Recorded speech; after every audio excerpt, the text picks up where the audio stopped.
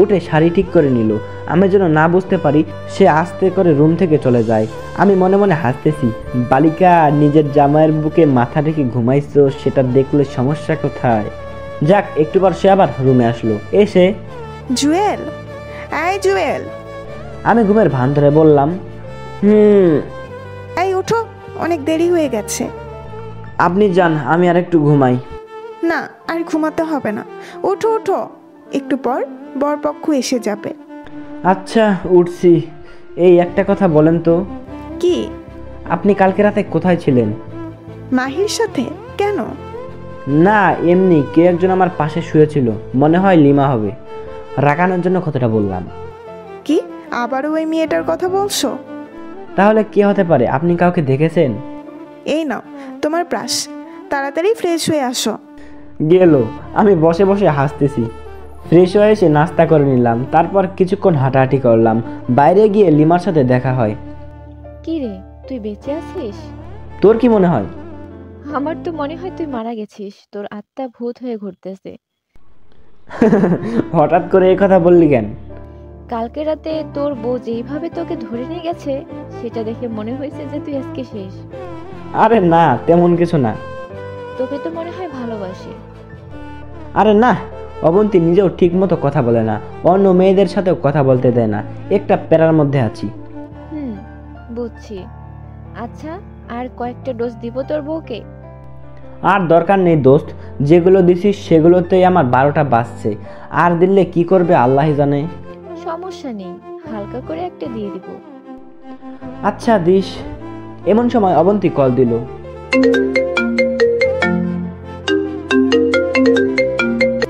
এই জুয়েল, কই তুমি? আছি বাহিরে। বাহিরে কি? দরকারের সময় খুঁজে পাই না। কি বলুন? তাড়াতাড়ি রুমে আসো। কেন? ধুর, তুমি এত কথা বলো কেন? আসতে বলছি, আসো। আচ্ছা, আসতেছি। কলটা কেটে দিলাম। কি রে, কে কল দিল? তোর ভাবি রুমে যেতে বলছে। মনে হয় আমাকে তোর সাথে দেখেছে। যা, তোর খবর আছে। তুই দাঁড়া, আমি একটু আসছি। যা, বেঁচে থাকলে দেখা হবে। ওপারে ভালো থাকিস বন্ধু। ফাজিল, থাক আমি আসছি। তারপর রুমে গেলাম। অবন্তীকে দেখে আমার চোখ কপালে উঠে গেল। একটা শাড়িকে উল্টাপাল্টা করে পরে আছে। কি ব্যাপার, আপনার এই অবস্থা কেন? এই তুমি আসছো? কি হয়েছে? ধুর, একে একে শাড়ি পরা যায় নাকি? দরজাটা লাগিয়ে এদিকে আসো। দরজা কেন লাগাবো? তো কি দরজা খুলেই শাড়ি পরবো? যাও, লাগিয়ে আসো। আমি গিয়ে দরজা লাগিয়ে আসলাম। এই শাড়ির আঁচলটা একটু ধরো তো। আমি তো অবাক হয়ে গেলাম, এটা কি বলে? ওই, আবুলের মতো দাঁড়িয়ে আছো কেন? না মানে স্বপ্ন নাকি বাস্তব সেটা বুঝতেছি না। সামান্য শাড়িটা ধরতে বলেছি, এতেই এই অবস্থা। অন্য কিছু বললে কি হতো? অন্য কিছু কি? ওই, এত কথা বলো কেন? যেটা করতে বলেছি সেটা করো। আমি গিয়ে হাঁটু গেড়ে বসে শাড়ির কুচিগুলো ধরলাম। আপনি শাড়ি পরতে পারেন না? পারি, তবে পুরোপুরিভাবে পারি না। তাহলে কাল কিভাবে পরেছেন? বাসা থেকে আসার সময় আম্মু পরিয়ে দিয়েছে। ও আচ্ছা। যাও, তুমি গিয়ে গোসল করে রেডি হয়ে নাও, একটু পর অনুষ্ঠান শুরু হয়ে যাবে। আচ্ছা ঠিক আছে। তারপর গোসল করে রেডি হয়ে নিলাম। অবন্তী নিজের হাতে আমার শার্টের বোতাম লাগিয়ে দিল। একটা জামাই জামাই ভাব আসলো শরীরে। আমি রেডি হয়ে বাইরে গেলাম। মাহির বাবা ডেকে নিয়ে গেল ওনার সাথে একটু দেখাশোনা করার জন্য। আমি ওনার সাথে গেলাম। বরপক্ষ চলে আসলো। খাওয়া দাওয়ার পর্ব শুরু হলো। কাজের মাঝখানে আমি নিজেও খেয়ে নিলাম। কিছুক্ষণ পর মাহিকে মানে পাত্রীকে আনা হলো। মাহির সাথে অবন্তী সহ আরও কতগুলো মেয়ে ছিল। অবন্তীকে দেখে আবারও ক্রাশ খেলাম। কালো একটা শাড়িতে একটু অন্যরকম লাগছে। আমি এক দৃষ্টিতে তাকিয়ে আছি। এমন সময় পেছন থেকে কেউ একজন টোকা দিল। তাকিয়ে দেখি লিমা। কিরে, নিজের বউকে কেউ এভাবে দেখে? আরে না, আমি বিয়ে দেখতেছিলাম। বুঝি বুঝি, ডাল মে কুছ কালা হে। আচ্ছা বাদ দে, তুই খেয়েছিস? তুই? ভেবেছিলাম আরো পরে খাবো, আম্মু জোর করে খাইয়ে দিছে। ভালো করেছে। এই 15 তারিখ তো রেজাল্ট দিবে, জানিস? কিসের রেজাল্ট? আরে আমাদের অনার্স পরীক্ষার। ও আচ্ছা, তোর নাম্বারটা দে তো, তোদের অফিসে যাওয়ার আগে কল দিব। এই নে, 01701। দোস্ত, তোরে ধন্যবাদ দিয়ে ছোট করব না। হয়েছে, চল তোর বউকে একটু রাগিয়ে দিই। কেমনে? গেলেই দেখবি। তারপর লিমা আমার একটা হাত ধরে স্টেজে নিয়ে যায়। তারপর বর আর কনের মাঝে বসিয়ে ফটো তোলা শুরু করলো। অবন্তীকে বলল আমাদের ছবি তুলে দিতে। এটা দেখে অবন্তী রাগে লাল হয়ে গেছে, আমার দিকে বড় বড় করে চোখ করে তাকিয়ে আছে। আমিও একটু রাগানোর জন্য লিমার সাথে ক্লোজ হয়ে বসে ছবি তুলতেছি। এভাবেই দিনটা চলে গেল। বিকেলবেলা বসে আছি, এমন সময় বস কল দিল।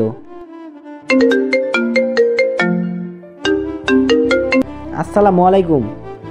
জুয়েল, কোথায় তুমি? আমি তো একটা বিয়ের অনুষ্ঠানে আসছি। কালকে কাজে আসবে। কিন্তু বস, বিয়ে তো এখনো শেষ হয়নি, বউ ভাত বাকি আছে। তোমাকে আর কাজে আসতে হবে না, তুমি বিয়ে খাও। না বস, ঠিক আছে, আমি কালকে আসব। মনে থাকে যেন, না হলে চাকরি ডিসমিস। কলটা কেটে দিল। আমি মনে মনে ভাবতেছি, শালা, লিমাদের ওখানে চাকরিটা একটু পাই, তখন দেখবি তোর এই ব্যবহারের ফল আমি সুদে আসলে দিব। অবন্তীর কাছে গেলাম। একটু এদিকে আসেন তো। আমাকে কেন ডাকতেছো? তোমার তো আর মেয়ে ফ্রেন্ডের অভাব নাই। দেখেন, বাজে কথা না বলে সাইডে আসেন। কি হয়েছে? আপনি থাকেন, আমি চলে যাচ্ছি। চলে যাচ্ছ মানে? কোথায় যাচ্ছ? বস কল করেছিল, কালকে কাজে না গেলে চাকরি থাকবে না। এখান থেকে তো আর কাজে যাওয়া সম্ভব না, তাই বলছিলাম আপনি থাকেন, বিয়ে শেষ হলে তারপর আমি এসে নিয়ে যাব। দরকার নেই, দাঁড়াও, আমিও যাব। মানে কি, এখনো বিয়ে শেষ হয়নি? আসলটা শেষ, আর এখানে থেকেও কোনো মজা পাবো না। মাহি তো চলে যাবে, সো দাঁড়াও, আমি আসছি। কিছু না বলে দাঁড়িয়ে আছি। তারপর সবার থেকে বিদায় নিয়ে বাসার দিকে রওনা দিলাম। লিমাকে ইশারায় বলেছি মোবাইলে কথা বলবো। তারপর একটা সিএনজি নিয়ে বাসায় চলে আসলাম। তখন আম্মু বলল, কিরে চলে আসলি যে, বিয়ে শেষ নাকি? না, কাজ আছে, বস কল করেছিল তাই। তারপর রুমে চলে গেলাম, ফ্রেশ হয়ে বাইরে চলে গেলাম।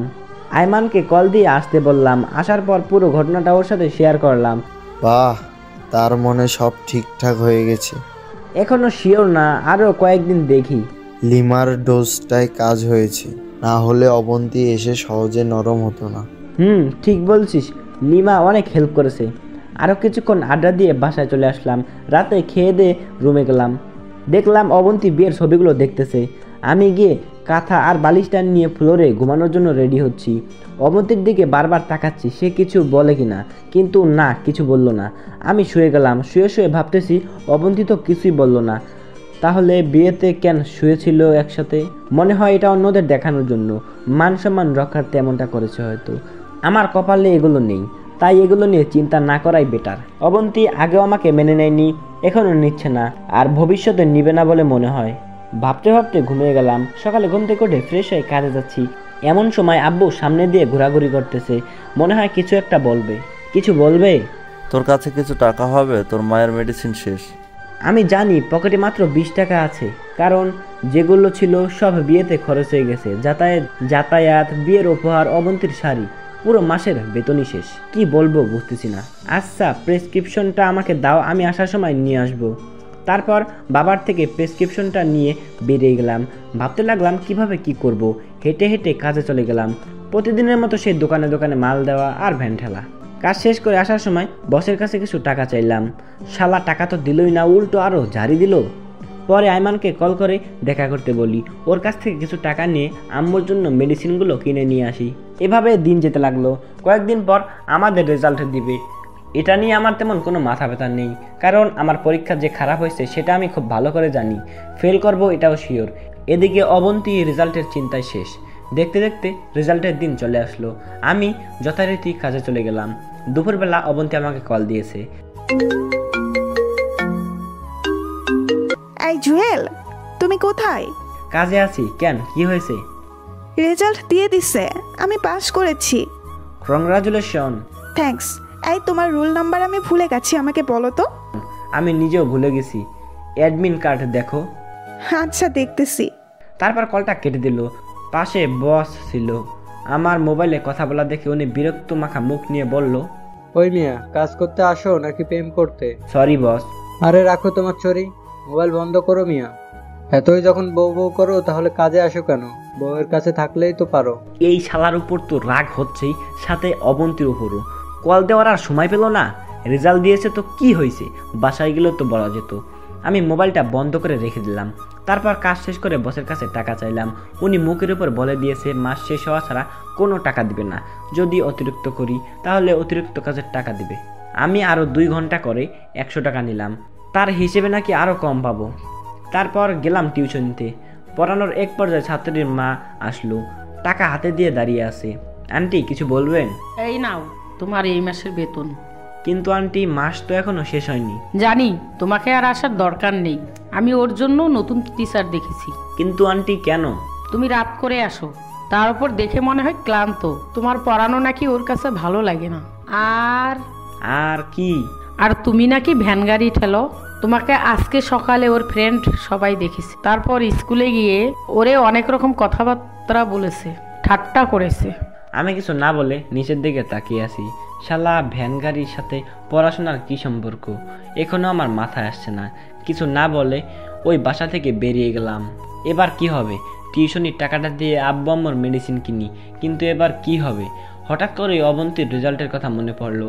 আন্টির দেওয়া বেতনগুলো দেখতে লাগলাম। পুরো টাকাটা দেয়নি, অর্ধেক দিয়েছে। বাস আসলে সব দিক দিয়েই আসে। অবন্তীর জন্য 2 কেজি মিষ্টি নিলাম।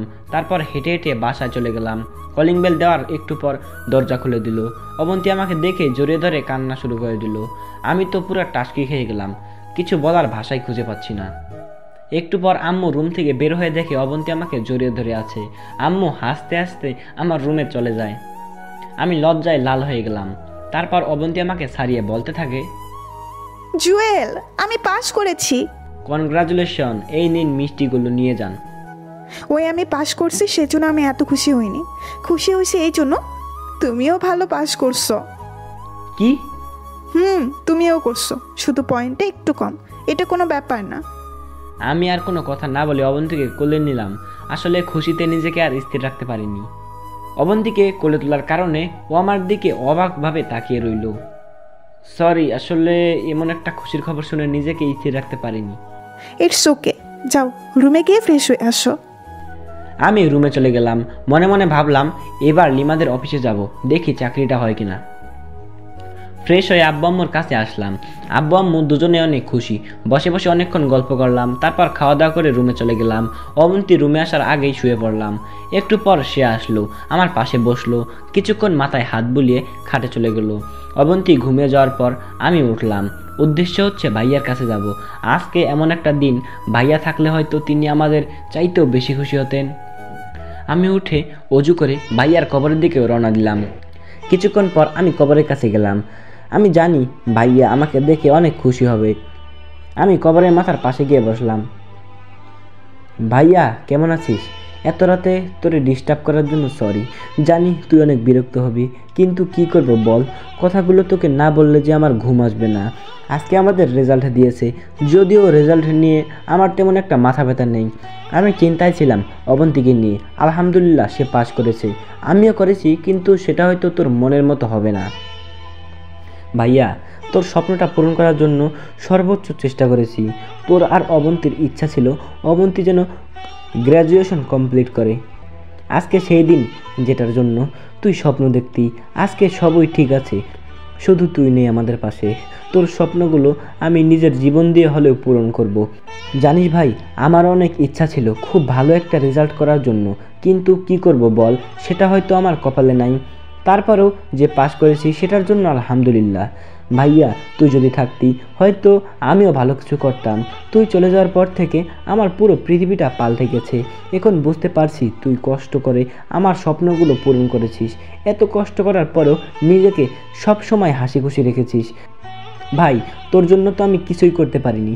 সারাটা জীবন তুই আমাদের জন্য করে গেছিস। জানিস ভাইয়া, অবন্তী এখনও আমাকে মেনে নেয়নি, হয়তো নিবেও না, কিন্তু তাতে আমার কোনো আফসোস নেই। সে এখনও তোকে অনেক ভালোবাসে। অবন্তীর জন্য না হয় আমি আমার জীবনটা স্যাক্রিফাইস করে দিলাম। সে যেমন থাকতে চায় তেমনই থাকুক। ভাই, আমার টাকা পয়সার কিছুর দরকার নেই, শুধু তোকে দরকার। শুধু আরেকবার আমাদের মাঝে ফিরে আয়, কখনো তোকে হারাতে দেব না। প্লিজ ভাই, আয়, আরেকবার আয়। আর কোনো কথাই আসছে না মুখ দিয়ে। বসে বসে ভাইয়ার স্মৃতিগুলো মনে করতে লাগলাম। তারপর উঠে কবর জিয়ারত করে বাসায় চলে আসলাম। এসে দেখি অবন্তী মন খারাপ করে বসে আছে। কি ব্যাপার, আপনি ঘুমাননি? কোথায় গিয়েছিলে? এই তো একটু বাইরে, ঘুম আসছে না তাই ঘুরে এলাম। মিথ্যা বলো কেন, সত্যি করে বলো। ভাইয়ার কবরের কাছে। এত রাতে? জিয়ারত করতে গেছিলাম। কি বলেছো তোমার ভাইয়াকে? কিছু না, জাস্ট জিয়ারত করে চলে আসছি। আমি সব শুনেছি। আপনি কিভাবে শুনেছেন? তোমার পেছনে পেছনে গিয়েছিলাম। রাত অনেক হয়েছে, ঘুমিয়ে পড়ুন। কথা ঘুরিয়ে দেওয়ার জন্য কথাটা বললাম। অবন্তী কিছু একটা বলতে চেয়েছিল, কিন্তু আমি গিয়ে শুয়ে পড়লাম। সকালবেলা ঘুম থেকে উঠে ফ্রেশ হয়ে কাজে যাব, এমন সময় অবন্তীর সামনে আসলো। কিছু বলবেন? একটা কথা ছিল। বলেন। আমি একটু আমাদের বাসায় যাব, যদি দিয়ে আসতে ভালো হতো। কিন্তু আমি তো কাজে যাচ্ছি, আর হঠাৎ করে ওই বাসায় কেন? রেজাল্ট দিয়েছে, আম্মু আব্বু শুনে অনেক খুশি হয়েছে, আর এমনিতেই অনেক দিন যায়নি। সকালে আম্মু কল দিয়ে তোমাকে নিয়ে যেতে বলেছে। আম্মু আব্বুকে বলেছেন?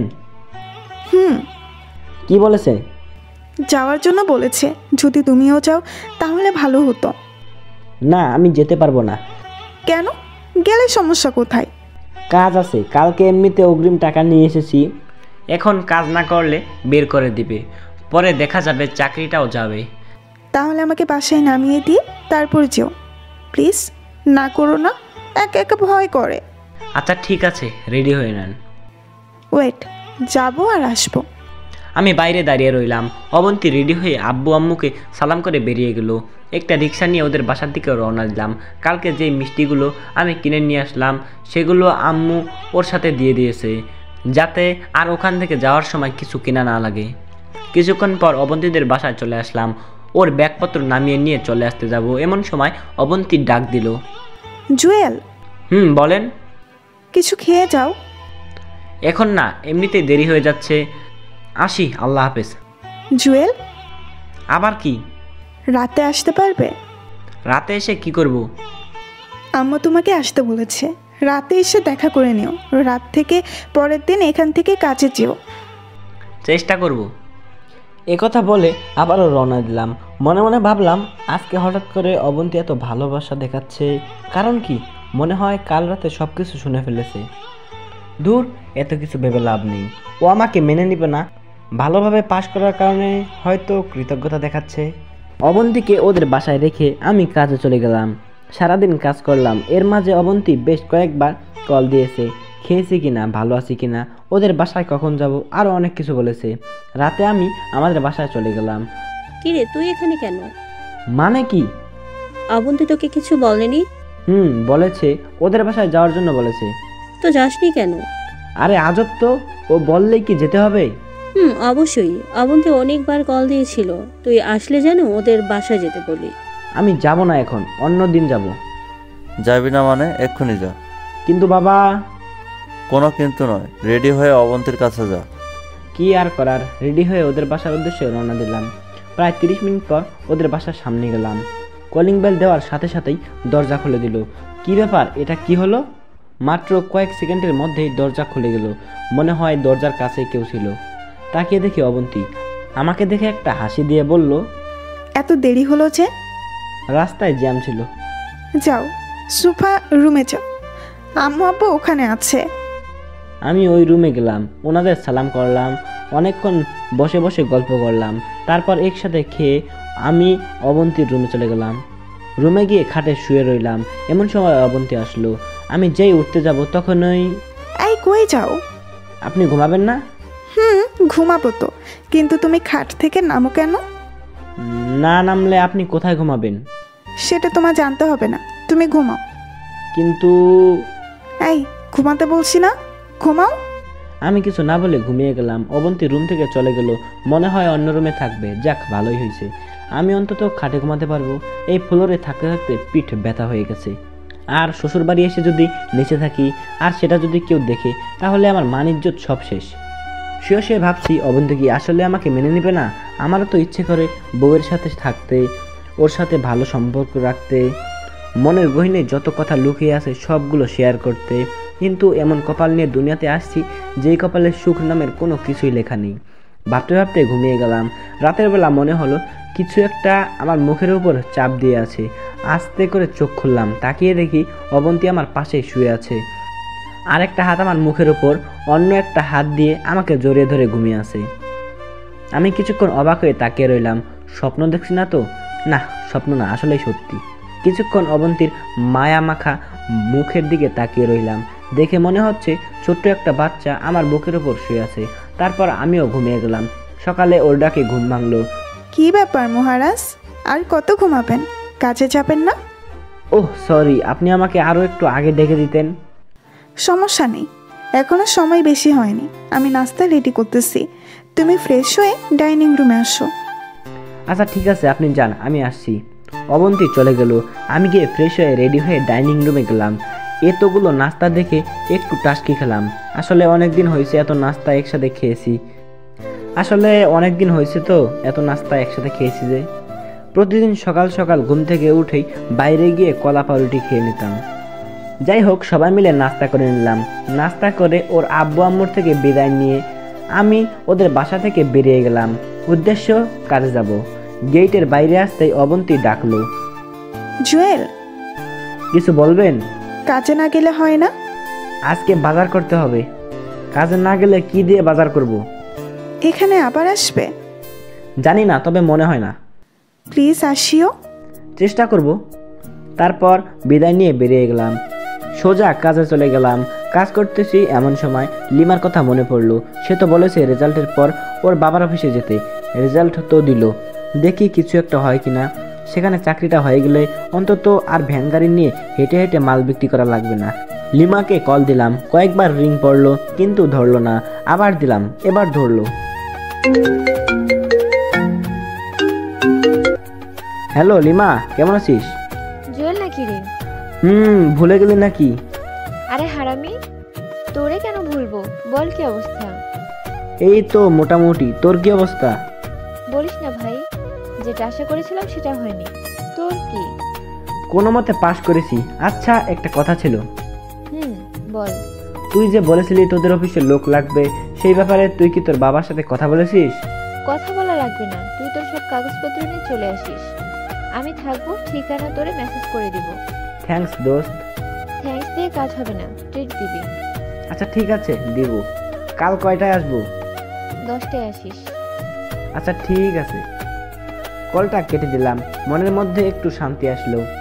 বিকাল পর্যন্ত কাজ করে বাজার করে বাসায় গেলাম। অবন্তী কয়েকবার কল দিয়েছিল ওদের বাসায় যাওয়ার জন্য, আমি না করে দিয়েছি। খেয়ে দিয়ে ঘুমিয়ে গেলাম। সকালে ঘুম থেকে দেরিতে উঠলাম, কারণ কাজে যাব না। 9টার সময় রেডি হয়ে আব্বু আম্মুকে সালাম করে নিলাম। কিরে, তোর আবার কি হয়েছে? কেন সালাম করতে পারি না? আরে পারবি না কেন? কিন্তু হঠাৎ করে করতেছিস তো, তাই জিজ্ঞেস করলো। কিছু কি হয়েছে? সেটা বিকালবেলা বলবো। এখন বল। সারপ্রাইজ। একথা বলে বাসা থেকে রওনা দিলাম। লিমার দেওয়া ঠিকানা মতো চলে গেলাম। সেখানে গিয়ে দেখি লিমা বসে আছে। কিরে, আসছিস? আয়, বাবার সাথে তোর পরিচয় করিয়ে দিই। আর বাবাকে তোর ব্যাপারে সব বলেছি। থ্যাঙ্কস দোস্ত। যা, ভিতরে যা, সবকিছু দিয়ে আয়। আমি ভেতরে গেলাম। সবার সাথে পরিচিত হয়ে কাগজপত্র সব জমা দিলাম। এরপর বাইরে এসে লিমার সাথে বসলাম। একটু পর ম্যানেজার এসে আমাকে আর লিমাকে ডেকে নিয়ে যায়। ভেতরে গেলাম। লিমার বাবা বলল, দেখো বাবা, তোমার এসএসসি ও এইচএসসি এর রেজাল্ট ভালো ছিল, কিন্তু অনার্সের রেজাল্টটা খুব একটা ভালো না। আমাদের রুল অনুযায়ী তুমি চাকরিটা আসলে পাচ্ছ না। আমি চুপ হয়ে দাঁড়িয়ে রইলাম। কিন্তু আমার মেয়ে এত করে বলছে যে চাকরিটা না দিয়ে পারছি না। তুমি চাইলে কালকে থেকে জয়েন করতে পারো। ধন্যবাদ স্যার। খুশিতে চোখ দিয়ে পানি বের হয়ে গেল। আমি আর লিমা ওর বাবার রুম থেকে বের হলাম। লিমা, কি বলে তোকে ধন্যবাদ দিব বুঝতে পারছি না। তোর বউ কেমন আছে? আছে ভালোই। এখন কি ঠিক হয়েছে? আগের থেকে একটু ঠিক হয়েছে, বাকিটা আগের মতোই। টেনশন করিস না, সব ঠিক হয়ে যাবে। চল এখন। কোথায়? ট্রিট নিবি না? আজকে না, অন্যদিন। আচ্ছা ঠিক আছে, আজকে যাই। বসের সাথে কিছু হিসাব আছে, ওইগুলো শেষ করে আসি। যা, কালকে থেকে চলে আসিস। ওকে, আল্লাহ হাফেজ। তারপর লিমার কাছ থেকে বিদায় নিয়ে ওদের অফিস থেকে বের হয়ে রাস্তায় আসলাম। আইমান কল দিল। ওর সাথে কথা বলতে বলতে রাস্তা পার হচ্ছি, এমন সময় কিছু একটা সজোরে এসে আমাকে ধাক্কা দিল। ধাক্কা খেয়ে অনেক দূর গিয়ে পড়ি। তারপর আর কিছুই মনে নেই। যখন জ্ঞান আসলো, নিজেকে হাসপাতালে আবিষ্কার করলাম। তাকিয়ে দেখি অবন্তী আমার পাশে বসে আছে। আমি ওর দিকে তাকালাম। আমার তাকানো দেখে অবন্তী আমাকে জড়িয়ে ধরে কান্না করতে শুরু করলো। কিছুক্ষণ পর ছেড়ে দিয়ে বলল, এখন কেমন লাগছে? ভালো। টেনশনের দরকার নেই, খুব বেশি কিছু হয়নি। ডাক্তার বলেছে 2-1 দিনের মধ্যেই বাসায় চলে যেতে পারবে। আমি তোমার আব্বু আম্মুকে কল দিয়ে আসতে বলেছি। বুঝলাম না অবন্তী, হঠাৎ করে আমার আব্বু আম্মু বলছে কেন? তারাও তো আব্বু আম্মু। কিছু না বলে চুপ করে রইলাম। ওনারা আসছে, তুমি শুয়ে থাকো। আপনি কোথায় যাচ্ছেন? আমার একটু কাজ আছে। আমার এই অবস্থায় অবন্তী আমার পাশে থাকবে সেটা না করে বলতেছে নাকি তার কাজ আছে। বাবা মা আসা পর্যন্ত থাকুন। না, দেরি হয়ে যাবে, অন্য কোনো দিন দেখে যাব। অবন্তী উঠে চলে গেল। আমি শুয়ে শুয়ে ভাবতে লাগলাম, হঠাৎ করে অবন্তীর কি এমন হলো যে এত কাজ আমাকেও জানাচ্ছে না। আম্মু আব্বু আসলো, এসে আমাকে ধরে কান্না করতে লাগলো। আম্মুকে সান্ত্বনা দিলাম যে আমি ঠিক আছি, শুধু মাথায় একটু আঘাত লাগছে। অবন্তী কই? এই তো একটু আগে গেছে, ওর নাকি খুব একটা জরুরি কাজ আছে। কি এমন জরুরি কাজ যে তোর পাশে থাকতে পারছে না? বাদ দাও, আবার চলে আসবে। আরও কিছুক্ষণ কথাবার্তা বললাম। সেদিন হাসপাতালে থেকে গেলাম, আব্বু আম্মুও থেকে গেল। পরের দিন হাসপাতাল থেকে বাসায় চলে গেলাম, কিন্তু এই 2 দিনে অবন্তী একবারও আসেনি এবং একটা কলও দেয়নি। আমি আর নিজ থেকেও দেয়নি। 1 সপ্তাহ পর মোটামুটি সুস্থ, তাই চিন্তা করলাম নতুন অফিসে জয়েন করে ফেলি। বসে থাকা ঠিক হবে না, তাই রেডি হয়ে সকালবেলা বের হচ্ছি। আম্মু সামনে আসলো। কোথাও যাচ্ছিস? চাকরি পেয়েছি, বেতনও আগের থেকে ভালো, কষ্ট কম, তাই চিন্তা করলাম আজ থেকে শুরু করে দেই। সে কি রে, তুই তো আমাদের একবারও বলিসনি। যেদিন অ্যাক্সিডেন্ট করেছিলাম সেদিন আম্মু বাবাকে ডেকে বলল, বাবা অনেক খুশি হলো। দুজনের কাছ থেকে বিদায় নিয়ে বের হব, এমন সময় আবার দাঁড়িয়ে গেলাম। কিছু বলবি? অবন্তীকে কেউ কিছু বলবে না, বলার দরকার নেই। কেন রে, এমন একটা খুশির খবর মেয়েটাকে না দিয়ে পারি? না, দেওয়ার দরকার নেই, সময় হলে জানবে। এখন নিজে থেকে কেউ কিছু বলবে না। আচ্ছা ঠিক আছে, বলবো না। আমি আর কিছু না বলে রওনা দিলাম। 30 মিনিট পর অফিসে গেলাম। ম্যানেজারকে সালাম দিলাম, উনি সব কিছু ঠিকঠাক করে দিল। আমাকে সবার সাথে পরিচয় করিয়ে দিয়ে আমার ডেস্ক দেখিয়ে দিল এবং কাজ বুঝিয়ে দিল। নতুন অফিস, নতুন কাজ, ভালোই লাগছে, কিন্তু বারবার অবন্তীর কথা মনে পড়তে লাগলো। আজকে এতদিন অবন্তী একবারও আমাকে কল দেয়নি, কারণ কি? অবন্তী কি নতুন কারোর সাথে? না, এটা হতে পারে না। বসে বসে ওর কথা ভাবছি, এমন সময় লিমা এসে একটা টোকা দিল। কি ব্যাপার স্যার, ম্যামের কথা খুব মনে পড়ছে বুঝি? আরে না, তুই কখন আসলি? আসছি তো অনেক আগে, এসে দেখলাম তুই বসে বসে কি যেন চিন্তা করতেছিস। না, তেমন কিছু না। নতুন অফিস কেমন লাগছে? ভালোই। কোনো প্রবলেম হলে ম্যানেজারকে বলিস। ওকে, যা। তারপর আবার কাজ করতে লাগলাম, কিন্তু বারবার অবন্তীর কথা মাথায় ঘুরতে লাগলো। বিকালবেলা অফিস শেষ করে আইমানকে কল দিয়ে আসতে বললাম। আইমান আসলো, দুজনে একটা রেস্টুরেন্টে গেলাম, কিছু খাবার অর্ডার দিলাম। কিরে, তুই তো পুরাই চেঞ্জ, চাকরি পাইছিস? শালা একবারও বললি না। তোর জন্য সারপ্রাইজ ছিল, এখন তো বলে দিলাম। তা আজকে কয়দিন? আজকে জয়েন করলাম লিমাদের অফিসে। কোন লিমা? আরে আমাদের কলেজ ফ্রেন্ড লিমা। ও আচ্ছা, ভালো।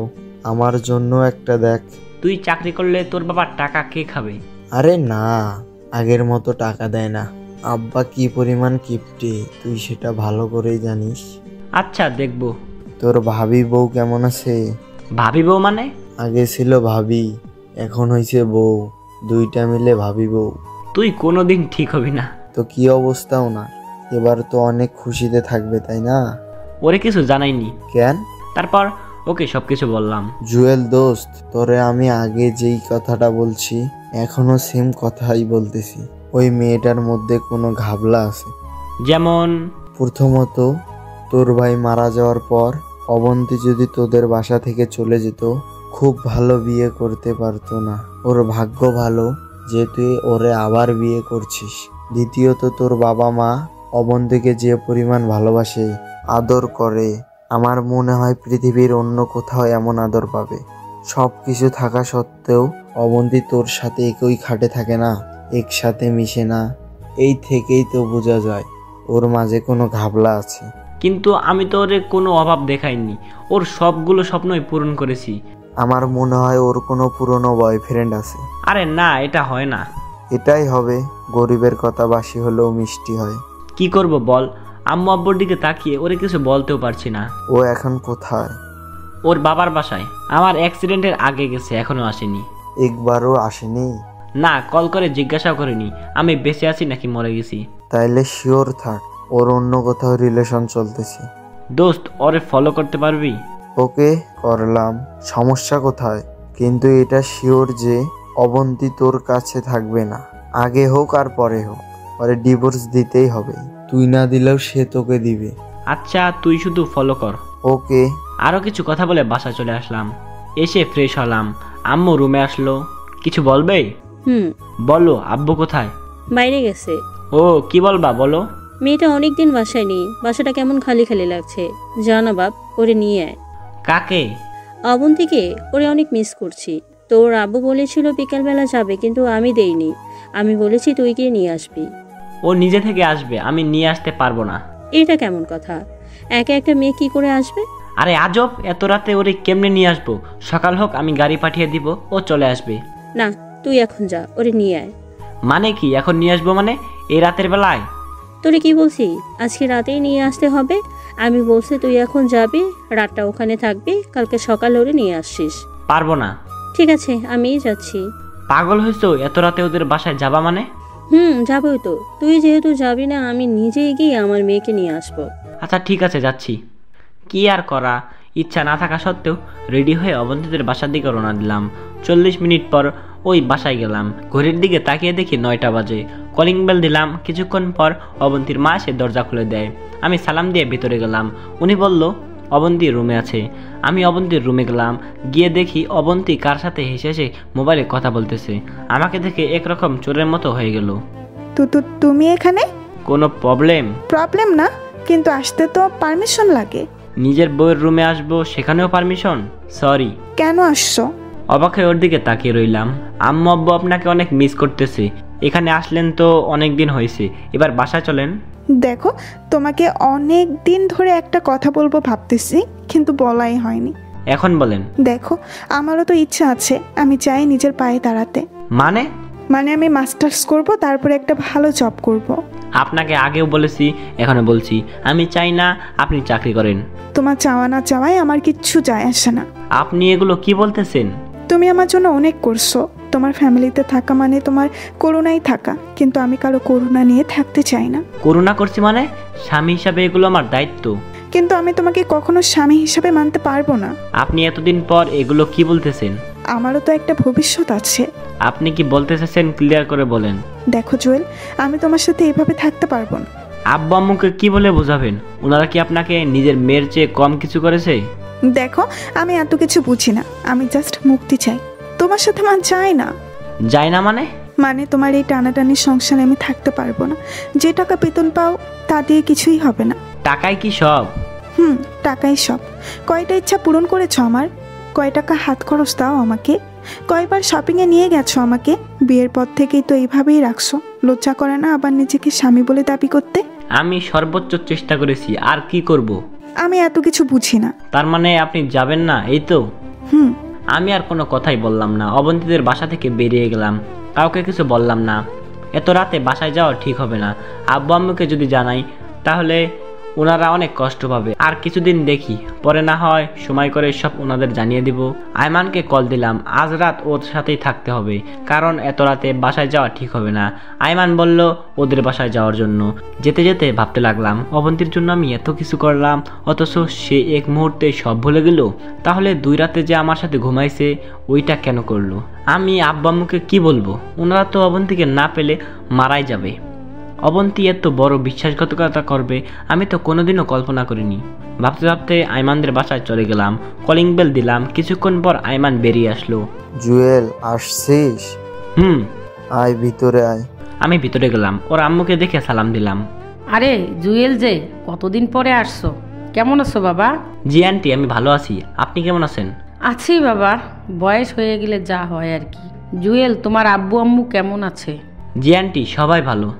আর কিছু কথা বলে আয়মানের রুমে চলে গেলাম। রুমে গিয়ে ফ্রেশ হয়ে মাত্র বসলাম, আন্টি এসে ডেকে নিয়ে গেল খাওয়ার জন্য। খাওয়া দাওয়া শেষে আবার আয়মানের রুমে গেলাম। খাটে আমি আর আয়মান পাশাপাশি শুয়ে আছি। এমন সময় আয়মান বলল, জুয়েল, এই জুয়েল, কি হয়েছে এবার বল। অবন্তীর কথাগুলো বললাম। তোরে আমি আগেই বলছি, এই মেয়েটার মধ্যে কোনো ঘাবলা আছে। দোস্ত, আমার মাথায় কিচ্ছু আসছে না। অবন্তী আমার সাথে এমন করবে আমি ভাবতেও পারিনি। দেখ জুয়েল, তোরে আমি আগেও বলছি, এখনো বলছি, এই মেয়েটার সাথে তোর হবে না। তুই ওরে ডিভোর্স দিয়ে দে। ধুর, তোর কাছে এই কথা ছাড়া অন্য কোনো কথা নেই? সারাদিন শুধু ডিভোর্স ডিভোর্স করিস। ওরে ডিভোর্স দিলে আব্বা আম্মুকে কি বলে বোঝাবো? আমি নিজে কিভাবে থাকবো? দেখ জুয়েল, আবেগ দিয়ে তো আর জীবন চলে না, আবেগ আর বাস্তবতা এক না। আবেগ দিয়ে জীবন চলবে যদি চালাতে পারিস। কিন্তু ও তো তোকে এখনো মেনেই নিচ্ছে না, ফ্লোরে ঘুমাতে হয় তোকে। দেখ, ফ্লোরে ঘুমালে সমস্যা নাই, আমি চাই অবন্তী আমার সাথেই থাকুক, আব্বা আম্মুর মেয়ে হয়ে থাকুক। কিন্তু জুয়েল, অবন্তী তো তোরে ভালোই বাসে না। ও না বাসুক, আমি তো অবন্তীকে ভালোবাসি। অবন্তী কেন আমাকে ভালোবাসে না সেটা আমি জানি না, কারণ অবন্তী ভাইয়াকে কি পরিমাণে ভালোবাসতো তোরে বলে বোঝাতে পারবো না। ভাইয়ার সাথে বিয়ের পরে অবন্তী আমাকে ভাইয়ের মতোই দেখেছে। সো হুট করে আমাকে বিয়ে করে তো আর স্বামীর মর্যাদা দিয়ে যেতে পারবে না। সেটা অবন্তী কেন, পৃথিবীর কোনো মেয়েই পারবে না। ভাইয়া মারা যাওয়ার পর থেকে অবন্তী ঠিকমতো খেত না, ঘুমাতো না, শরীরের প্রতি কোনো কেয়ার ছিল না, কারণ অবন্তীর মনটা পাথর হয়ে গেছে। যেদিন ওই পাথরে ফুল ফুটবে সেদিন অবন্তী জুয়েলকে মেনে নেবে। আমিও সেই দিনের অপেক্ষায় বসে আছি। আমি কোনোদিনও অবন্তীকে কোনো ব্যাপারে জোর করিনি, আর এখনও করব না। কিন্তু অবন্তী তো আজকে বলে দিচ্ছে তোকে মেনে নিবি না। সেটাই তো বুঝতেছি না, হঠাৎ করে অবন্তীর কি হলো? হাসপাতালে গিয়ে আমাকে জড়িয়ে ধরে কান্না করেছিল, তারপর কিছু একটা চিন্তা করে ছেড়ে দিয়েছে। আচ্ছা দোস্ত, কিছু মনে না করলে একটা কথা বলতাম। বল, মনে করার কি আছে? অবন্তীর কি কারোর সাথে রিলেশন আছে বা ছিল? আমার জানা মতে নাই, কারণ অবন্তীর আম্মু বলেছিল অবন্তীর নাকি কোনো ছেলে ফ্রেন্ডও নাই। সে জায়গায় বয়ফ্রেন্ড আসার তো প্রশ্নই আসে না। তো তুই এখন কি করবি? তোর আব্বু আম্মুকে বলে দিবি ওর ব্যাপারে? এখন না, আরো কিছুদিন দেখি। এখন বলে দিলে ওনারা কষ্ট পাবে। জুয়েল, আমার মাথা ঘুরতেছে।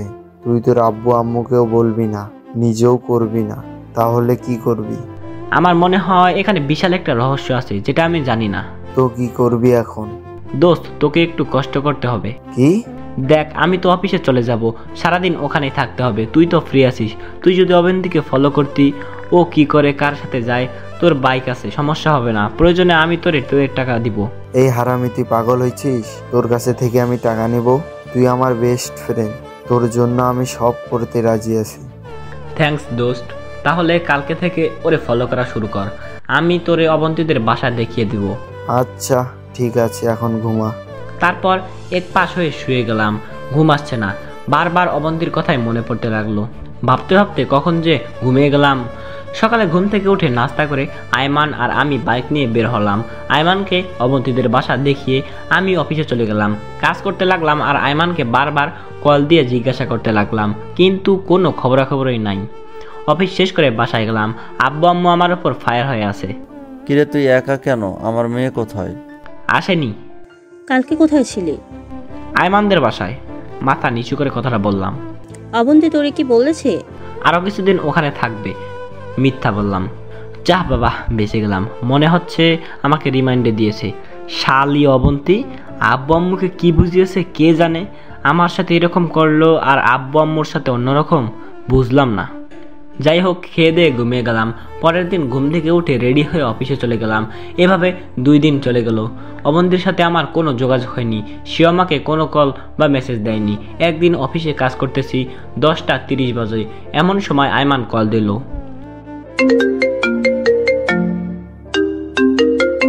হ্যালো জুয়েল।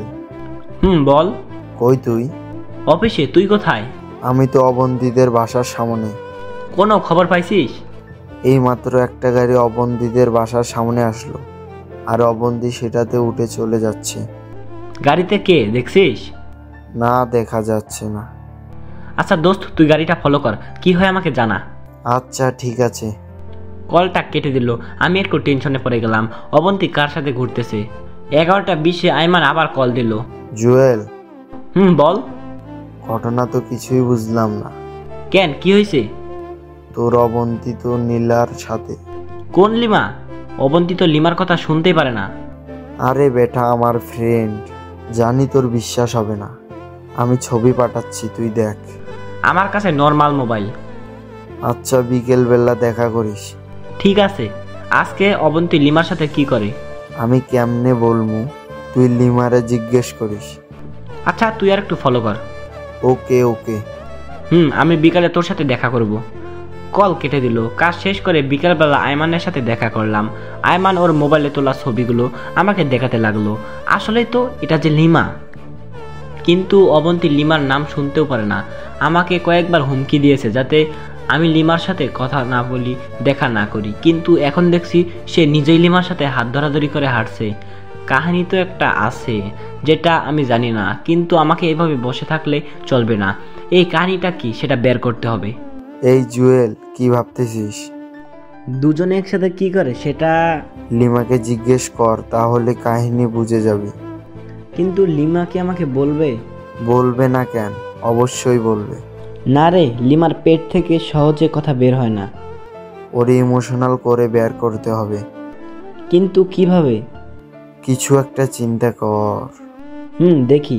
আচ্ছা, এখন কল দেব? তুই পাগল হয়েছিস? এখন দিলে ভুলেও বলবে না। তোর সাথে যখন দেখা করবে তখন সিস্টেমে জিজ্ঞেস করে নিবি। আচ্ছা ঠিক আছে। আরও কিছুক্ষণ আড্ডা দিয়ে বাসায় চলে গেলাম। খাওয়া দাওয়া করে বাসায় বসে বসে ভাবতে লাগলাম আসলে অবন্তী কি করতে চাচ্ছে। 2 দিন পর আমি অফিসে কাজ করতেছি, এমন সময় লিমা আমার ডেস্কে আসলো। কি রে জুয়েল, কি খবর? ভালো না রে। কেন, বউয়ের জন্য খারাপ লাগছে বুঝি? এই তো ফকিন্নি মুখ দিয়ে আসল কথা বের করে দিছে, বাকি কথাগুলো বের করে নেই। না রে দোস্ত, বউয়ের জন্য না। তাহলে? আমি আর বেশি বাঁচবো না রে। তুই এগুলো কি বলিস? পাগল হলি নাকি? সত্যি বলছি, ডাক্তার বলেছে আর বেশি দিন নাই। এই তোর শরীর ঠিক আছে তো? দোস্ত, আমি তো চলে যাব, যাওয়ার আগে একটা রিকোয়েস্ট রাখবি প্লিজ। একেবারে নরম গলায় কথাটা বললাম। তুই কি বলতেছিস এগুলো? আমার মাথা ঘুরতেছে। তোকে দেখে তো ভালো মনে হচ্ছে।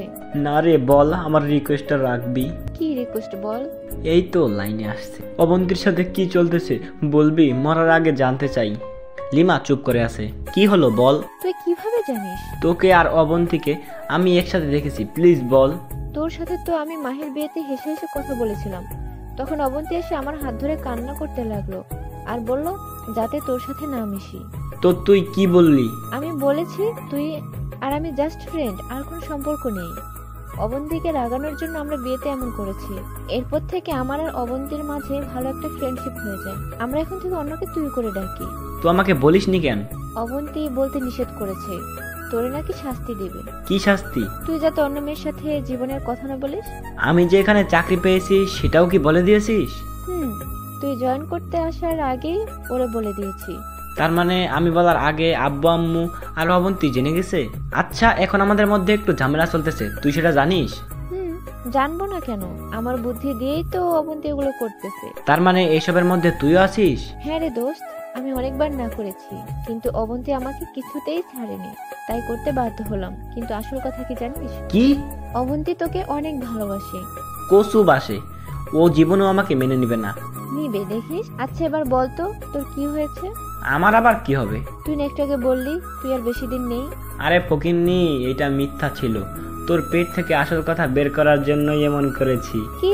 তুই যদি পারিস, আমি কেন পারবো না? তুই এটা করতে পারলি? দাঁড়া, আমি অবন্তীকে সব বলে দিব। বলে দে, তাতে তুই বাস খাবি, আমার কি?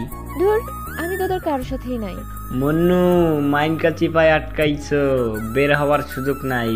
বেশি চালাকি করলে এই অবস্থাই হবে। আমি আর এসবের মধ্যে নেই। তুই আগে ছিলি, এখন আসোস, এন্ড আগামীতেও থাকবি। শোন। আবার কি? আমি আর তোকে কোনো ইনফরমেশন দিব না। তুই এত হারামি আগে জানতাম না। আরে আগে কথা শোন। বল। আমি যে সবকিছু জেনে গেছি, অবন্তী যাতে না জানে। আমি ওরে বলে দিব। ওকে বলিস। আমি অবন্তীকে বলবো লিমা নিজে এসে আমাকে সত্য কথা বলে দিছে।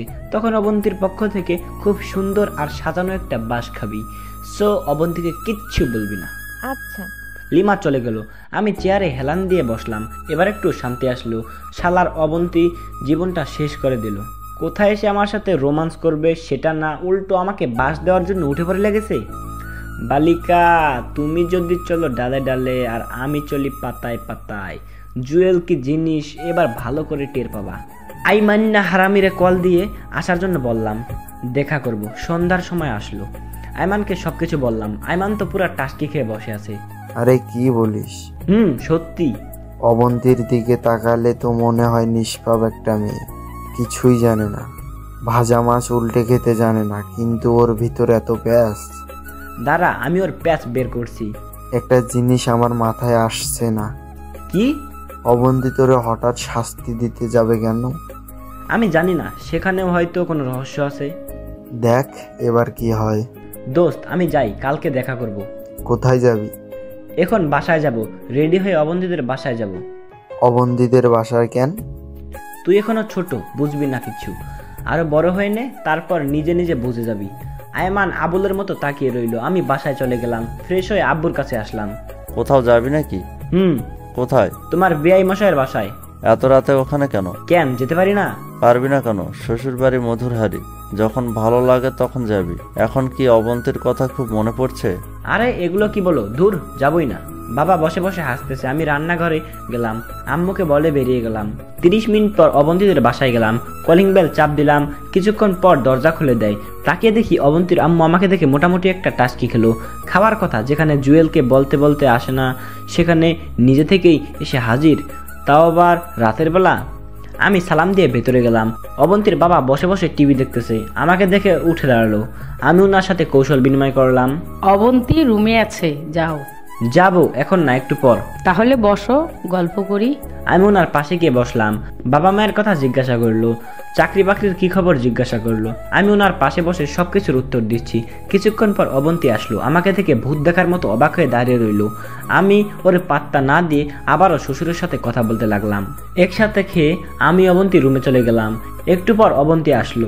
কি ব্যাপার, তুমি এখানে আসছো কেন? সেটা আপনাকে কেন বলবো? আজব তো, আমার রুমে এসে শুয়ে আছো অথচ আমাকেই বলবে না? আমি আমার বউয়ের রুমে আসছি, আপনার সমস্যা কোথায়? জুয়েল, এসবের মানে কি? মানে খুব সোজা, আমি আমার বউয়ের কাছে আসছি আর বউয়ের সাথেই থাকবো। দেখো জুয়েল, ভালো হবে না কিন্তু, আমি কিন্তু চিৎকার করব। তো করেন, দেখি কে আসে। অবন্তী একটু ভয় পেয়ে গেল, তারপর আমার একটু সামনে আসলো। জুয়েল, তুমি সত্যি করে বলো তো কেন আসছো? কেউ একজনকে অনেক ভালোবেসে ফেলেছি, ওরে ছাড়া থাকতে পারছি না, তাই চলে আসলাম। অবন্তী কিছুক্ষণ আমার দিকে অবাক হয়ে তাকিয়ে রইল, তারপর আমার পাশে এসে বসলো। কাকে ভালোবাসো? যে এখন আমার পাশে বসে আছে। অবন্তীর চোখে পানি টলমল করতেছে। আমি ওর একটা হাত ধরে বললাম, আমি কি এতটাই বাজে, এতটাই খারাপ যে আপনি আমাকে মেনে নিতে পারছেন না? অবন্তী চুপ করে আছে। এটা ঠিক যে আপনি কখনো আমাকে মন থেকে মেনে নেবেন না, আবার এটাও জানি কোনো এক কারণে আপনি আমাকে শাস্তি দিতে চেয়েছেন, কিন্তু এমন শাস্তি দিচ্ছেন আর একটু হলে তো আমি এই পৃথিবী ছেড়ে। না প্লিজ। শেষ করার আগেই মুখে হাত দিয়ে দিল। এগুলো ভুলেও মুখে আনবে না। একজনকে হারিয়ে ফেলেছি আর কাউকে হারাতে চাই না। এই সব কিছুর জন্য আমি অনেক অনেক সরি। তো কেন এমন করলেন আমার সাথে? আমার দোষটা কি ছিল? তুমি যখন মাহির বিয়েতে লিমার সাথে হেসে হেসে কথা বলেছিলে, সেটা দেখে আমার ভেতরে একটা মোচড় দেয়। মনে হলো আমি খুব দামি একটা জিনিস হারিয়ে ফেলতেছি। তোমার আড়ালে আমি লিমাকে সব বলি, তখন উনি হাসি খুশিভাবে সব বলে দেয়, যেটা তোমার আর ওর প্ল্যান ছিল। তবুও আমার মনে একটা ভয় ছিল যে তোমাকে যদি কেউ নিয়ে যায় বা তুমি যদি অন্য কারো হয়ে যাও, সেজন্য সেদিন রাতে তোমাকে জড়িয়ে ধরে ঘুমিয়েছিলাম। সেটা না হয় বুঝলাম, কিন্তু আমি অ্যাক্সিডেন্ট হওয়ার পর একবারও জাননি কেন? গিয়েছি, সেটা তুমি দেখার আড়ালে। তুমি যখন ঘুমাতে তখন যেতাম, আব্বু আমার সাথে কথা বলে তোমার মাথায় হাত বুলিয়ে দিয়ে আবার চলে আসতাম। কিন্তু এত নাটক করার মানে কি? জুয়েল, তুমি যখন চাকরিটা পাইছো তখন আমি কি পরিমাণ খুশি হয়েছি তা বলে বোঝাতে পারবো না। কিন্তু দুঃখের বিষয়, তুমি তোমার চাকরির ব্যাপারে কিছুই বলনি, উল্টো লিমাই আমাকে বলেছে। তখন বলিনি ঠিক আছে, কিন্তু বাসায় এসে তো বলতাম। আমি ভাবছিলাম মিষ্টি কিনে নিয়ে গিয়ে আব্বু আম্মু আর আপনাকে একসাথেই খবরটা দিব। সেটা না হয় ঠিক আছে, কিন্তু একবার কল করে বললে কি এমন ক্ষতি হয়ে যেত? ক্ষতি হতো না, ইচ্ছা ছিল বাসায় গিয়ে বলবো। আচ্ছা, সেদিন রাতে আমাকে এত অপমান কেন করলেন তাহলে?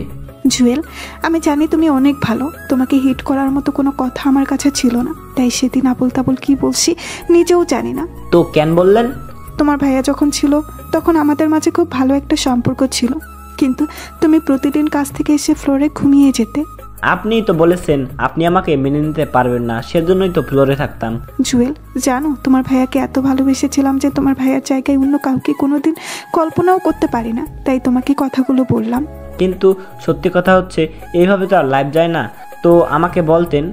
সব কথা মুখে বলতে নেই, কিছু কথা বুঝে নিতে হয়। তুমি যদি ফ্লোরে না থেকে খাটে থাকতে, আমি কি কিছু করতে পারতাম? সেটা না হয় পারতেন না, কিন্তু পরে বলতেন সব পুরুষ সমান, শুধু মেয়েদের সাথে থাকতে চায়। মোটেও না। তো এত কিছু করার কারণটা কি? দেখলাম। কি দেখলেন? আমার বরটা আমাকে ভালোবাসে কিনা। তাই নাকি? হুম। তো কি রেজাল্ট পেলেন? সেটা জানি না, তবে এটা মনে হচ্ছে পৃথিবীর ভাগ্যবতী নারীদের মধ্যে আমি একজন, যে তোমার ভাইয়ার মতো ছেলেকে পেয়েছি। নিজের বাবা মায়ের চাইতেও 3 গুণ ভালো শ্বশুর শাশুড়ি পেয়েছি। আর সেরা ভাগ্যবতীতে এই জন্য সবশেষে তোমাকে পেয়েছি। আমি কি বলবো বুঝতে পারছি না। খুব ভালোবাসি তোমায়, বলে বোঝাতে পারবো না। কিন্তু আপনি যে বললেন অন্য কোনো মেয়েকে বিয়ে করতে, আমি তো আইমানকে বলে দিচ্ছি অন্য মেয়ে খুঁজতে। ওই কি বললে তুমি? খুন করে ফেলবো? কেন, আপনি তো বললেন। আমি বললেই কি করতে হবে? আপনার আবদার না রেখে পারি? খুব ভালোবাসি তোমায়, পারবো না তোমাকে ছাড়া থাকতে, পারবো না তোমাকে অন্য কারো হতে দিতে।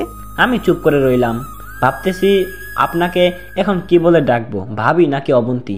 মায়ের খাবা কিন্তু, ভাবি কেন ডাকবে? আচ্ছা, মাঝে মধ্যে ভাবি ডাকিও। ভাবি ডাক শোনার মাঝে অন্যরকম একটা আনন্দ আছে। ও তাই নাকি? বাট একটা সত্য আছে। কি সেটা? আজ থেকে আপনি নয়, তুমি করে বলতে হবে। কিছুক্ষণ চুপ করে রইলাম। এই জুয়েল, চুপ করে আছো কেন? ভাবতেছি। কি ভাবছো? আব্বু আম্মুর ইচ্ছাটা কিভাবে পূরণ করব, আজ থেকে কার্যক্রম শুরু হবে কিনা সেটা ভাবছি। কোন ইচ্ছা? ওই যে নাতি নাতনির ইচ্ছাটা। অবন্তী লজ্জায় লাল হয়ে গেল, তারপর বলল, এই একদম ফাজলামো করবে না। ফাজলামো করি তাই না? এই কথা বলেই অবন্তীর হাতটা ধরে একটা টান দিলাম। অবন্তী নিজেকে কন্ট্রোল করতে না পেরে আমার বুকের উপর এসে পড়লো। এই জুয়েল। বলো। শোনো শোনো, তোমার না অনেক ইচ্ছা ধুমধাম করে বিয়ে করা? ছিল, বাট এখন বলে লাভ কি? লাভ আছে, আমাদের বিয়েটা আবারও হবে, অ্যান্ড সেটা তোমার ইচ্ছা মতোই। অনেক টাকা লাগবে, কিন্তু পাবো কোথায়? সেটা তুমি জানো, বাট যদি বিয়ের অনুষ্ঠান না হয় তাহলে কিন্তু আমি তোমাদের বাসায় যাব না, আর আমাকে টাচও করতে দিব না। এটা কেমন কথা? যেটা বলেছি সেটাই হবে। আরে দূর, এই মুহূর্তে টাকা কই পাবো, আর আব্বু আম্মুকে কি বলবো? আচ্ছা, আব্বু আম্মুকে বোঝানোর দায়িত্ব আমার। আচ্ছা দেখি কি করা যায়। দেখো, আর এখন নিচে থাকবা। মানে সবকিছুতেই ঠিক আছে, নিচে কেন? কোনো কিছুই ঠিক নেই, বলছি না অনুষ্ঠান ছাড়া, তোমার মনের আশা পূরণ হওয়া ছাড়া খাটে উঠতে দিব না। এটা কোনো কথা? নিচে থেকে থেকে আমার সমস্যা হয়ে গেছে, প্লিজ আমাকে অন্তত উপরে থাকতে দাও। ওকে দিব, বাট একটা শর্ত আছে। আবার কি শর্ত? আমাকে টাচ করতে পারবে না, দুজনের মাঝখানে কোলবালিশ থাকবে। আচ্ছা বাবা, ঠিক আছে, তারপরে উপরে থাকি। ওকে, ওই পাশে গিয়ে শুয়ে পড়ো। আপনি ঘুমাবেন না? বলছি না তুমি করে বলতে। Oh sorry. তুমি ঘুমাও, আমি পরে ঘুমাবো। কি আর করার, মাঝখানে একটা কোলবালিশ দিয়ে ঘুমিয়ে গেলাম। আমি আবার সবসময় কোলবালিশ জড়িয়ে ধরে ঘুমাই। রাতের বেলা মনে হচ্ছে কোলবালিশ নড়াচড়া করছে, কিন্তু কোলবালিশ এত নরম কিভাবে হয়? আস্তে করে তাকিয়ে দেখি কোলবালিশ নিচে পড়ে আছে, আর অবন্তী আমাকে জড়িয়ে ধরে ঘুমিয়ে আছে। এজন্যই তো বলি কোলবালিশ এত নরম কেন। এটা যে আসল কোলবালিশ। যাই হোক, আমিও কোলবালিশ জড়িয়ে ধরে ঘুমিয়ে আছি। সকালে ঘুম থেকে উঠলাম কারো মিষ্টি হাসি দেখে, বাহ, ভেজা চুল দেখে আবারও ক্রাশ খেলাম। উঠে ফ্রেশ হয়ে নিলাম, তারপর নাস্তা করে আবার রুমে এসে অফিসের জন্য রেডি হয়ে নিলাম। অবন্তী রুমে আসলো। এই, তুমি কি এখন চলে যাবে? আচ্ছা, সাবধানে যেও, আর যাওয়ার পর আমাকে একটা কল দিও। ওকে? ওকে, ওইটা কি দেখেন তো? কোনটা? এই কথা বলে আমি ওই দিকে ইশারা করেছি। অবন্তী সেদিকে তাকালো, আর আমি এই সুযোগে ওর গালে একটা ভালোবাসার স্পর্শ দিলাম। অবন্তী লজ্জায় লাল হয়ে গেল। এটা কি করলে? কোনটা? এই যে এক্ষুনি দিলা। আমার বউকে আমি দিয়েছি, আপনার সমস্যা কোথায়? অবন্তী হাসতে শুরু করলো। এই রাতে আসবো? জি না মশাই, আপনি আর এই বাসায় আসবেন না। আবার বিয়ের জন্য প্রিপারেশন নেই। নতুন বউ সেজে আমাদের বাসায় যাব, তখন পেট ভরে আদর করিয়েন। এর আগে যাতে আপনার চেহারাও না দেখি। আমাকে ছাড়া থাকতে পারবে? না পারার কি আছে? এই, তুমি বকবক না করে অফিসে যাও, দেরি হয়ে যাচ্ছে। আর হ্যাঁ, আমি আব্বু আম্মুকে আবার বলে দিব। ওকে। অবন্তীর কাছ থেকে বিদায় নিয়ে বেরিয়ে গেলাম। আজকে অন্যরকম ভালো লাগা কাজ করতেছে। তারপর অফিস চলে গেলাম। সারাদিন অফিসে কাজ করলাম। এর মধ্যে বেশ কয়েকবার অবন্তীর সাথে কথা হলো। বিকালবেলা আইমানকে কল দিয়ে আসতে বললাম। ওর সাথে দেখা করে কিছুক্ষণ আড্ডা দিলাম। অবন্তীর কথাগুলো বলতে লাগলাম। যাক বাবা, বেঁচে গেলাম। জানিস জুয়েল, আমি কত টেনশনে ছিলাম। আরে আমিও তো অনেক টেনশনে ছিলাম। যে অবন্তী আব্বু আম্মুকে ছাড়া কিচ্ছু বোঝে না, সে কি করে আব্বু আম্মুকে ছাড়া থাকবে? সেটাই। যাই হোক, সব কিছু মিটমাট হয়েছে। না রে, আরো বড় একটা প্যারায় ফেলেছে আমাকে। আবার কি? আমাদের বিয়ে তো কোনো অনুষ্ঠান হয়নি, আবার অনেকে জানেও না। তাই অবন্তী চাইছে বড় করে অনুষ্ঠান করে ওরে আবার নতুন করে বউ সাজিয়ে নিয়ে যেতে। ভালো তো, তোরও তো ইচ্ছে ছিল ভালোভাবে বিয়েটা করা। ইচ্ছে তো ছিল, কিন্তু এখন টাকা কোথায় পাবো? অনেক টাকার দরকার। টাকা তো লাগবেই, টাকা ছাড়া কিছুই হবে না। সেটাই তো ভাবছি, আগামী 1 বছর টাকা জমাতে হবে যদি অনুষ্ঠান করতে চাই। আরে না, এটা পসিবল হবে না। তুই কি 1 বছর অবন্তীকে ওর বাবা বাসায় রেখে দিবি? এটা কিছুতেই হয় না। জুয়েল, আমার মাথায় একটা বুদ্ধি এসেছে। কি? তুই তোর অফিস থেকে লোন নে, তাহলে তোর বেতন থেকে প্রতি মাসে একটা করে পার্সেন্টেজ ওরা রেখে দিবে। এতে করে তোর উপর খুব প্রেশার পড়বে না। জয়েন করেছি অল্প কিছুদিন হলো, এখন কি লোন দিবে? পুরাতন চাকরিজীবী ছাড়া লোন দেয় না। আরে বেটা, তুই লিমার সাথে কথা বল। দেখি। তারপর আর কিছু কথাবার্তা বলে বাসায় চলে আসলাম। রুমে গিয়ে ফ্রেশ হয়ে সোফায় শুয়ে গেলাম। আব্বু আম্মু বসে বসে টিভি দেখতেছে, আমি গিয়ে বাবার পাশে বসলাম। কিরে, কি অবস্থা? চাকরি কেমন চলছে? এই তো ভালোই। আমার মেয়ে কেমন আছে? ভালো। তোমাদের সাথে কথা হয়নি? সব সময় হয়। তুই নাকি মহা ধুমধামে বিয়ে করতে চাস? এইগুলো কি বলো? লজ্জায় আমার অবস্থা শেষ। ঠিকই তো বললাম। তোর নাকি সেই ছোটবেলা থেকে স্বপ্ন মহা ধুমধাম করে বিয়ে করবি, এখন আবার সেই ইচ্ছেটা জেগে উঠেছে? ধুর, এখানে বসবই না। আমি উঠে চলে গেলাম। বাবা বসে বসে হাসছে। আমি আম্মুর কাছে গেলাম, আম্মু রান্না করতেছে। কিরে, বাবার কাছ থেকে চলে আসলি কেন? আরে ধুর, আব্বু শুধু উল্টাপাল্টা কথা বলে। ঠিকই তো বলছে। আম্মু তুমিও বলছো? ধুর। আমি রুমে গেলাম। রুমে এসে বসে রইলাম। চারপাশে যেন অবন্তীর স্মৃতিগুলো ছড়িয়ে আছে। আমি অবন্তীকে কল দিলাম। কি করেন? একজনের কথা ভাবতেছিলাম আর উনিই কল দিল। আমিও খুব মিস করছি, প্লিজ চলে আসো, অনুষ্ঠান পরে করব। জি না সাহেব, সেটা হচ্ছে না। আমার উপরে বেশি প্রেশার হয়ে যাচ্ছে না? আমার বলের উপরে প্রেশার পড়বে, এতে আপনার সমস্যা কোথায়? সত্যি মিস করছি। আমিও করছি। ওকে, রাখি। কল কেটে দিলাম। অবন্তীর কথা ভাবতেছি এমন সময় আম্মু রুমে চলে আসলো, ডেকে নিয়ে গেল খাওয়ার জন্য। আমি, আব্বু আর আম্মু একসাথে খাচ্ছি। এমন সময় আব্বু বলল, জানিস জুয়েল, আমি ওনার দিকে তাকালাম।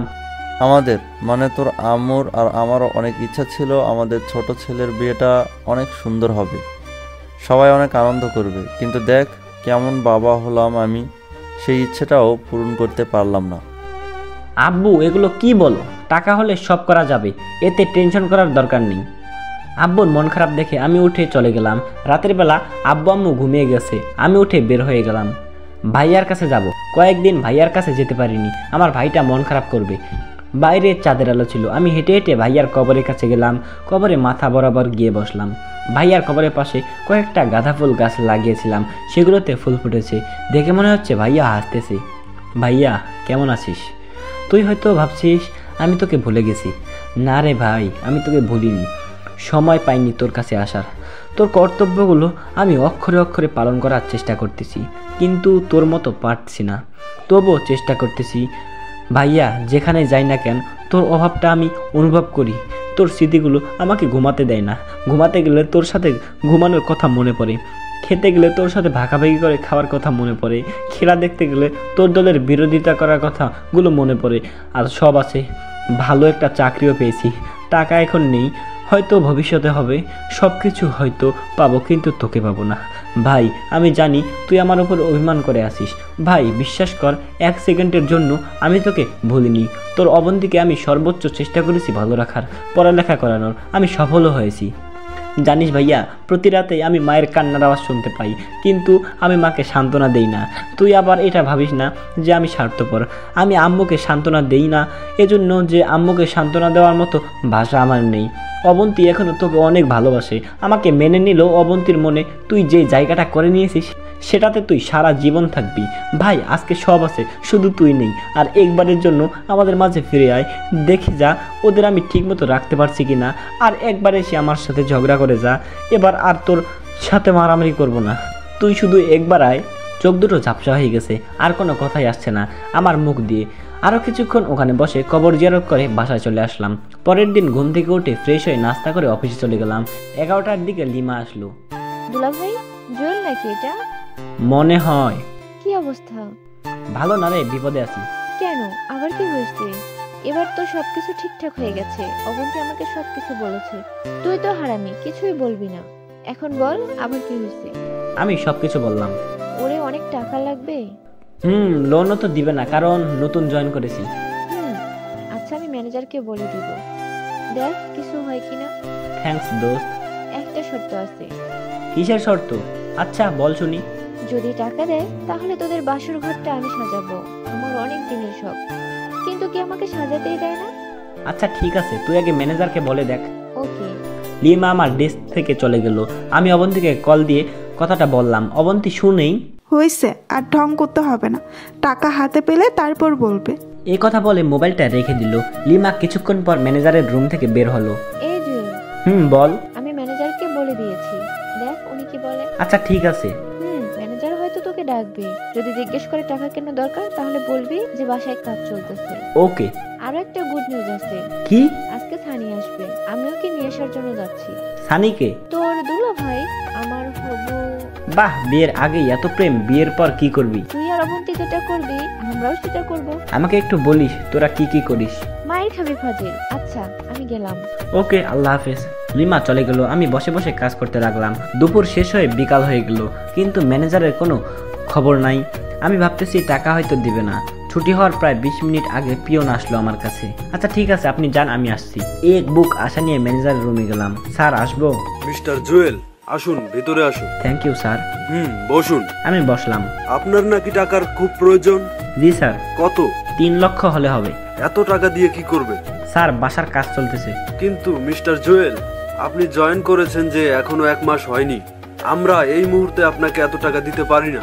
কেন স্যার? অন্যান্য কোম্পানিগুলোতে তো যারা কর্মকর্তা তাদেরকে লোন দেয় আর মাস শেষে বেতন থেকে কেটে নিয়ে যায়। আমার ক্ষেত্রেও একইটা করিয়েন।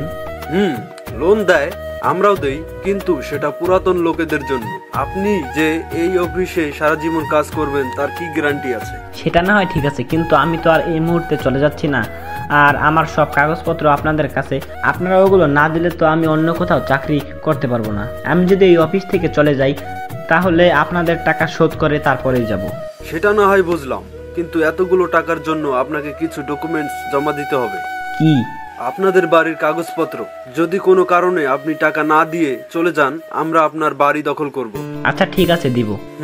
আর আপনার বর্তমান বেতন 25,000 টাকা। আমরা প্রতি মাসে 5,000 টাকা কেটে নেব, বাকি 20,000 পাবেন। Okay sir. ওকে, কালকে আসার সময় বাড়ির কাগজপত্র নিয়ে আসবেন। আসি স্যার। সালাম দিয়ে বের হয়ে আসলাম। তারপর বাসায় চলে গেলাম। রাতে বসে বসে ভাবতেছি কি করে আব্বু আম্মুকে কাগজের কথা বলবো। খাওয়ার সময় আব্বুকে বলেই দিলাম দলিলের কথা। বাবা কিছুই বললো না। খাওয়া শেষ করে আমি রুমে চলে গেলাম। কিছুক্ষণ পর আব্বু একটা ফাইল নিয়ে আমার রুমে আসলো, আমার হাতে দিয়ে বলল, এখানে সবকিছু আছে, আমি জানি তুই খারাপ কিছু করবি না, আমি তোকে আমানত দিলাম। আমি কিছু বললাম না, ফাইলটা রেখে দিলাম। অবন্তীকে কল দিলাম। কিছুক্ষণের কথা বলে মোবাইলটা রেখে দিলাম। তারপর ঘুমিয়ে গেলাম। সকালে ঘুম থেকে উঠে ফ্রেশ হয়ে নাস্তা করে অফিসে চলে গেলাম। সোজা ম্যানেজার রুমে গেলাম। ফাইলটা ওনার হাতে দিয়ে আমি আমার ডেস্কে গিয়ে কাজ করতে শুরু করলাম। 11টার দিকে পিয়ন এসে ডেকে নিয়ে যায়। ম্যানেজার নাকি আমাকে ডাকছে। ম্যানেজারের রুমে গেলাম। উনি আমাকে একটা চেক কেটে দিল। আমি তো খুশিতে শেষ। যাই হোক, ম্যানেজারের থেকে 1 ঘন্টার জন্য ছুটি নিলাম, না হলে বিকালবেলা ব্যাংক বন্ধ হয়ে যাবে। আয়মানকে কল দিয়ে আসতে বললাম। তারপর আয়মান আসলো। ওরে নিয়ে টাকাটা ব্যাংক থেকে নিয়ে আসলাম। তারপর আবার অফিসে চলে গেলাম। কাজ শেষ করে বাসায় চলে আসলাম। রাতে অবন্তীকে কল দিলাম। বলেন সাহেব, সারাদিন কোনো খোঁজখবর ছিল না। আপনার এখন মনে হয়েছে, তাই না? সরি, কাজে ছিলাম তো তাই। তুমিও তো দাওনি। মোবাইলে টাকা ছিল না। তোমারে তো বলেছিলাম টাকা পাঠাতে, বাট তুমি তো পাঠাওনি। সরি, মনে ছিল না। কয়দিন পর দেখা যাবে আমি যে তোমার বউ, সেটাও মনে থাকবে না। সেটা ভুলবো না। আচ্ছা শোনো। বলো। কালকে বিকালে একটু দেখা করিও, তোমার সাথে খুব গুরুত্বপূর্ণ কথা আছে। কি কথা এখন বলো? মোবাইলে বলা যাবে না, সরাসরি বলবো। আচ্ছা ঠিক আছে। খাইছো? না, মাত্র বাসায় আসলাম। তুমি? না, খাবো একটু পর। তুমি খেয়ে ঘুমিয়ে যাও। আচ্ছা ঠিক আছে। তারপর খাওয়া দাওয়া করে ঘুমিয়ে গেলাম। সকালে ফ্রেশ হয়ে অফিসে চলে গেলাম। এর মাঝে কয়েকবার অবন্তীকে কল দিলাম। পরে বললাম শাড়ি পরে আসতে। বিকালবেলা আমাদের কলেজের সামনেই আসতে বললাম। আমি কাজ শেষ করে সোজা কলেজের সামনে চলে গেলাম। কিছুক্ষণ পর অবন্তী আসলো। কি ব্যাপার, এত দেরি হলো কেন? এই সরি, আসলে শাড়ি পরতে দেরি হয়ে গেছে। মানে? তুমি তো জানো আমি শাড়ি পরতে পারি না, কারো না কারো হেল্প লাগে। আজকেও আম্মু বাসায় নেই, মামার বাড়ি গেছে। একটা কাজিনকে বলেছিলাম আসার জন্য, সে আসতে দেরি করে ফেললো, তাই আমাকেও দেরি হয়ে গেল। এত কষ্ট হলে শাড়ি পরার কি দরকার ছিল? না আসলে তো তোমার বলবে যে একটা রিকোয়েস্ট করেছি, সেটাও রাখেনি। আচ্ছা এবার বসো, বলো কি খাবে?